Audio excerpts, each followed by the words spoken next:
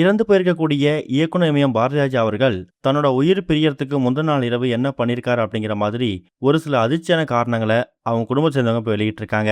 அதோட விவரத்தை தான் இந்த வீடியோல பார்க்க போறோம். 84 வயசு ஆகக்கூடிய இயக்குனர் இமயம் பாரதிராஜா தன்னோட வீட்டுல சென்னையில நேத்து காலைல காலமாயிருக்காரு. தமிழ் சினிமால எக்கச்சக்கமான படைப்புகளை கொடுத்திருக்கக்கூடிய இயக்குனர் பாரதிராஜா கடந்த ஒரு சில வருஷங்களா தமிழ் சினிமால பல முக்கியமான கௌரவ தோற்றத்துல நடிச்சு வந்துட்டு இருந்தாரு. எதிர்பாராத விதமா கடந்த வருஷம் மார்ச் மாதம் பாரதிராஜா அவரோட மகனா இருக்கக்கூடிய மனோஜ் பாரதிராஜா மாரடைப்பு காரணமா காலமாயிட்டாரு. தான் பையன் மரணத்துல இருந்தே பாரதிராஜா அவர்கள் ரொம்ப உடைஞ்சு போயிருக்காரு. சரியா சாப்பிடாம சரியா தூங்காம தான் பையன் நினைப்பாவே இருந்திருக்காரு. ஒரு கட்டத்துல அந்த விஷயம் அவருக்கு உடல்நல பிரச்சனை ஏற்படுத்தி படுத்த படுக்கையாக்கிடுச்சு.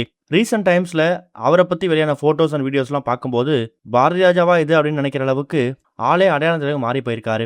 அடிக்கடி ஹாஸ்பிட்டலுக்கு போறது, ஒரு 2 மாசம் ட்ரீட்மெண்ட் எடுக்கிறது, மறுபடியும் ஹாஸ்பிட்டல் இருந்து வீட்டுக்கு வந்து வீட்டுல ஓய்வு எடுக்கிறது, திரும்ப உடனே பிரச்சனை ஏற்பட்டு ஹாஸ்பிட்டல் போறது, இதுதான் கடந்த ஒரு வருஷ காலமா அவருடைய இயல்பான வாழ்க்கையாவும் இருந்திருக்கு. கடந்த 2 மாசத்துக்கு முன்னாடி சிகிச்சை முடிஞ்சு வீடு திரும்பியிருக்காரு. வயது மூப்பு காரணமா எவ்வளவு சிகிச்சைகள் கொடுத்தும் ஒரு கட்டத்துல சிகிச்சைய அவரோட உடல் ஏத்துக்க மறுத்திருக்கு.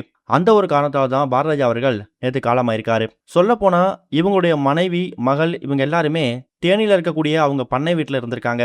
இவரு சிகிச்சைக்காக சென்னையில தன்னோட ஹெல்பர்ஸ் மூலயமாவும் வீட்டில் இருக்கக்கூடிய பணியாட்கள் மூலயமாவும் இருந்திருக்காரு.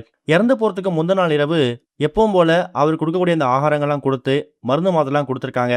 உடம்பு ரொம்ப முடியல அப்படின்னாலும் கூட சில நேரங்கள்ல அவர் இயக்குன திரைப்படங்களையோ இல்ல அவருக்கு பிடிச்ச திரைப்படங்களையோ டிவியில போட சொல்லி அதை பார்க்கறதே வழக்கமா வச்சிருந்திருக்காரு.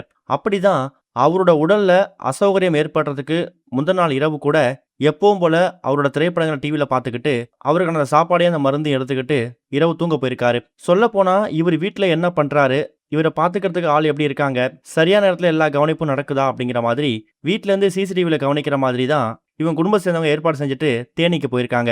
இவர் இறந்து போறதுக்கு முந்தின நாள் இரவு வரைக்கும் கூட தன்னோட கணவர் இப்ப என்ன பண்ணிக்கிட்டு இருக்காரு, சரியா சாப்பிட்றாரா, மருந்தெல்லாம் எடுத்துக்கிறாரா அப்படிங்கிற மாதிரி போன் பண்ணி கேட்கறது மட்டும் இல்லாம அப்பப்ப சிசிடிவிலையும் அவங்களோட மனைவியை பார்த்து தெரிஞ்சிருக்காங்க. ஆனா ஜூன் 10ஆம் தேதி அதிகாலை தான் இவரோட உடல்நிலையில திரும்பவும் பின்னடைவு ஏற்பட்டிருக்கு. மருத்துவர்கள் அதுக்கப்புறம் வீட்டுக்கு வந்து அதுக்கான சிகிச்சையும் கொடுத்து பார்த்திருக்காங்க. ஆனா சிகிச்சைய அவரோட உடலை ஏத்துக்க மறுத்திருக்கு. அடுத்த ஒரு சில மணி நேரங்களிலேயே அவரோட உயிர் சென்னை ஈசிஆர் இருக்கக்கூடிய அவர் வீட்லயும் பிரிஞ்சிருக்குது. முந்தின நாள் இரவு வரைக்கும் தான் கணவர் என்ன பண்ணிட்டு இருந்தாரு, சரியா சாப்பிட்டாரா தூங்குறாரான்னு போன் பண்ணி கேட்டது மட்டும் இல்லாம வீடியோ காலில் பேசினது மட்டும் இல்லாம தொடர்ந்து சிசிடிவிலையும் மனைவி கவனிச்சிருக்காங்க.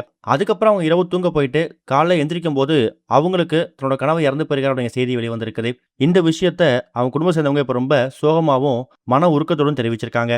இதுவரைக்கும் கனெக்டிங் டிவிக்கு சப்ஸ்கிரைப் பண்ணனா மறக்காம சப்ஸ்கிரைப் பண்ணிக்கங்க. உடனடி அப்டேட்ஸ் பெறுவதற்கு நோட்டிஃபிகேஷன் பெல்லையும் கிளிக் பண்ணிக்கங்க.